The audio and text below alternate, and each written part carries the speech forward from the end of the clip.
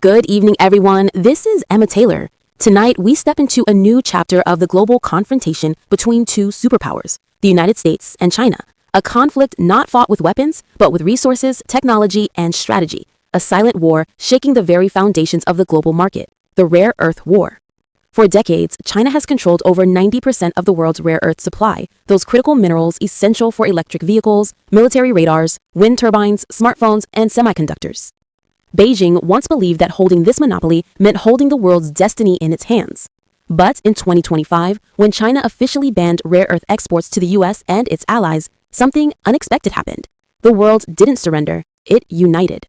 From India, Australia, and Canada to Africa, new supply chains emerged, marking the beginning of a new era of strategic independence. According to expert Gordon Chang, what China calls economic self-defense is actually a desperate attempt to drag the rest of the world into its own slowdown. He emphasized China's economy is in deflation. By weaponizing exports to maintain dominance, Beijing has only destroyed global trust in itself. U.S. Treasury Secretary Scott Bessent also spoke out saying, China is weak, but it wants to pull everyone down with it. Every move they make now only hurts their customers, meaning the global economy. The world then turned its attention to Washington's response. President Donald Trump declared there would be no more illusory trade deals with Beijing. He stated firmly, "We signed a deal with them in 2020. They broke it. There's no reason to believe in another one." Strategically, the U.S. now holds the biggest card, a consumer market accounting for over 34% of global demand. If China loses access to that market, its export-driven economy could spiral into collapse. As Gordon Chang put it, trade deficit countries like America don't fear trade wars. Trade surplus nations like China do because they rely on our market to survive. But behind the cold numbers lies a dangerous geopolitical landscape. China is escalating its activities in the South China Sea, especially around Scarborough Shoal, where Chinese maritime militias have been ramming Philippine vessels, an American ally.